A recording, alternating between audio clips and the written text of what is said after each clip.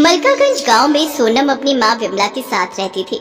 सोनम के पिता की मौत ज्यादा शराब पीने के कारण कुछ साल पहले हो गई थी। अपने पति के जाने के बाद विमला ही अपनी बेटी सोनम का ध्यान रखती थी।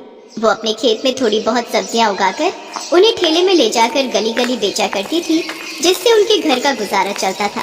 आइए आइए, हरी सब्जियां ले जाइए, दूर भगाए सभी बीमारी, ऐसी है ये सब्जियां हमारी। अरे वाह, तुम्हारी सब्जियां तो बहुत ही हरी भरी और ताजा है भाई। अच्छा, ये पालक कैसे दिया? जी, सभी सब्जियां सिर्फ 30 रुपए किलो है, आपको जो चाहिए ले जाइए। अच्छा, तो ये पालक 1 किलो और कद्दू आधा किलो और हाँ ये कटहल भी 1 किलो कर दो।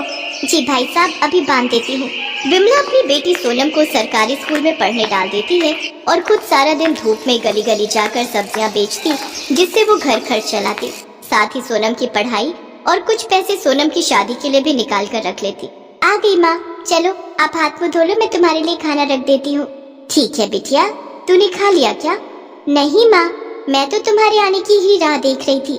मेरी माँ सारा दिन मेहनत करती है, बहुत थक जाती होंगी ना। मेहनत नहीं करूंगी तो अपनी गुड़िया के ब्याह के लिए पैसे कैसे इकट्ठा करूंगी। ऐसे ही कुछ साल बीत जाते हैं और सोनम 12वीं पूरी कर लेती है। एक रोज वो अपनी माँ के साथ गांव के सरपंच की बेटी रोशनी की शादी में जाती है, जहाँ उसका शादी का लहंगा देखकर सोनम हैरान रह जाती है। वाह रोशनी, तेरा लहंगा तो कितना खूबसूरत है। खूबसूरत तो होगा ही, इतना महंगा जो है। पर तू ऐसे लहंगे के सपने देखना छोड़ दे, तुम गरीबों के बस की नहीं है इतना महंगा ब्राइडल लहंगा खरीदना। तू तो अपनी माँ को बोलकर उनकी साड़ी का ही लहंगा बनवा लियो अपनी शादी के लिए। रोशनी की ये बात सुनकर सोनम बहुत दुखी होती है। परेशान मत हो मेरी बच्ची, तेरी माँ से जितना हो सकेगा वो तेरे लिए जरूर करेगी। उसी शादी में रोशनी की मौसी आशा अपने बेटे के साथ आई हुई होती है। सोनम पर जैसे ही उसकी मौसी की नजर जाती है, वो उसे देखते ही रहती है। गुलाबी रंग के सूट में ये गोरी लड़की बिल्कुल ऐसी लग रही है जैसे कोई कमल का फूल हो। मुझे तो अपने छोटे बेटे रौनक के लिए बड़ी ही पसंद आई। हाँ माँ जी, लड़की तो बहुत सुंदर है। रौनक को भी सोनम पहली नजर में ही भा जाती है। शादी के कुछ दिन बाद आशा अपनी बड़ी बहू और दोनों बेटों के साथ सोनम के घर जाती है और उसकी माँ से उसका हाथ मांगती है। बहन जी, मैं एक गरीब सब्जी वाली हूँ और आपके बड़े घर में रिश्ता जोड़ने की मेरी हैसियत नहीं है।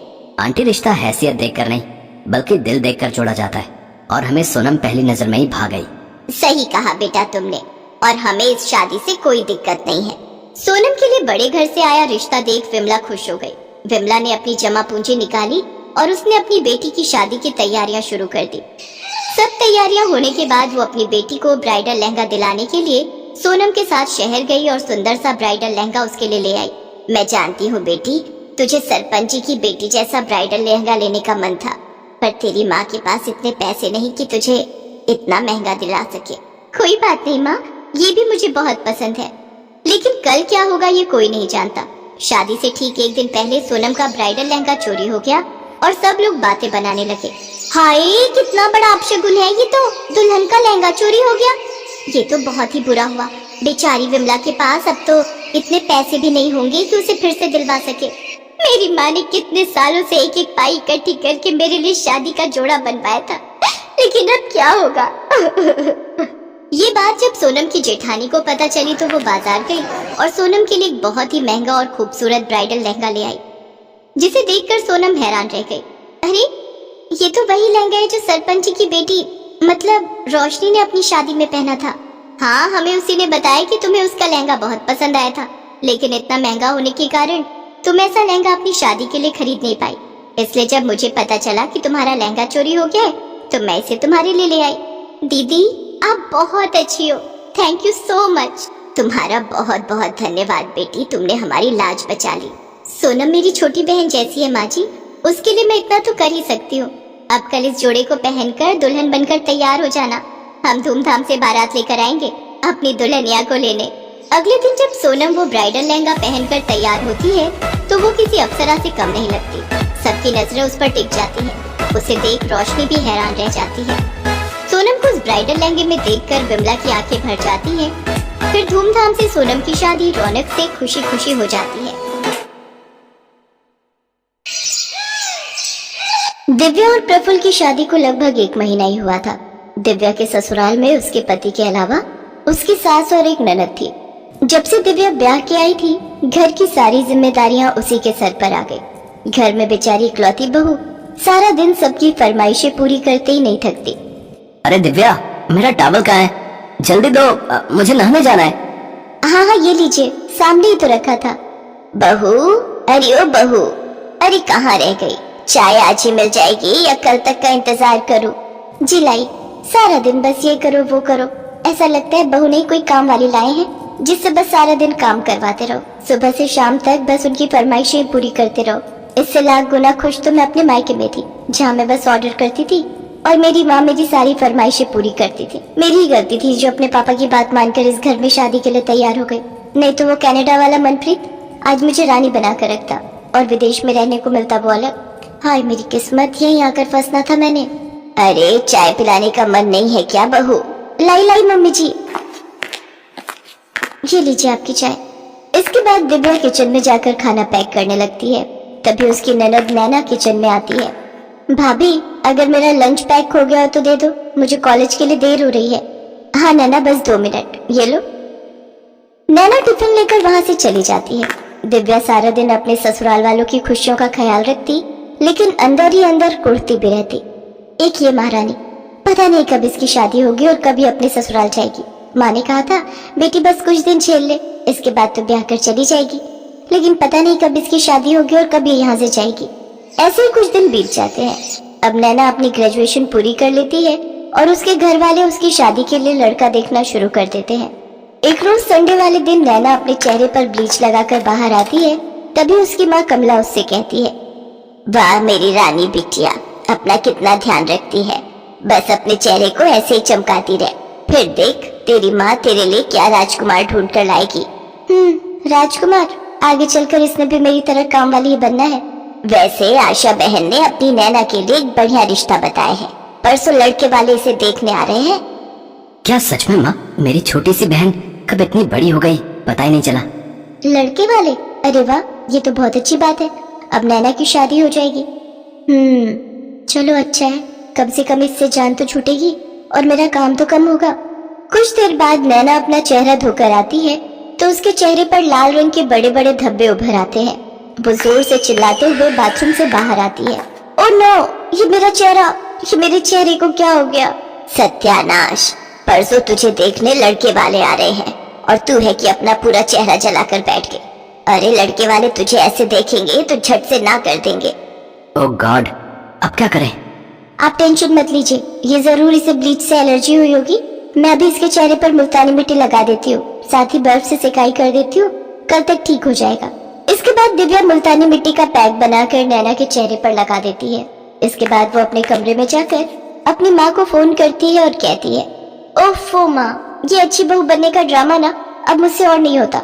और तुमने तो कहा था कि तेरी ननद शादी करके चली जाएगी तो फिर इस घर पर तेरा ही राज होगा, पर अब तो शादी को 4 महीने होने को आ गए, लेकिन ये तो अभी तक इसी घर में पड़ी है। और तो और अपना सारा मेकअप तक मैंने इसे देकर रखा है ताकि ये सुंदर दिखे और इसकी शादी हो। हाय मेरी नाजुक बच्ची को वहाँ जाकर कितना काम करना पड़ रहा है। तो चिंता मत कर, तेरी ननद की शादी हो जाएगी तो फिर तो तेरा ही तेरा राज है उस घर पर। अच्छा माँ, अब मैं फोन रखती हूँ और जरा देख कर आती हूँ उस महारानी का चेहरा ठीक हुआ भी या नहीं। दिव्या जाकर देखती है तो नैना का चेहरा पूरी तरह ठीक हो चुका होता है। थैंक यू भाभी, आपके हाथों में तो जादू है जादू। हाँ मेरी प्यारी ननद, अब तुम देखना मैं तुम्हें परसों कैसे तैयार करती हूँ। जब लड़के वाले आएंगे तो वो सब तुम्हें देखते ही रह जाएंगे। और आखिर वो दिन भी आ जाता है जिस दिन लड़के वाले नैना को देखने आते हैं। उस दिन दिव्या सुबह तड़के उठकर ही घर की साफ सफाई में लग जाती है। रामू, जल्दी से सभी पर्दे, बेडशीट और सोफा कवर, टेबल कवर बदल दो। और हाँ, इसके बाद सभी खिड़कियां दरवाजे अच्छे से साफ कर दीजिए और घर में एक भी जाला नहीं दिखना चाहिए।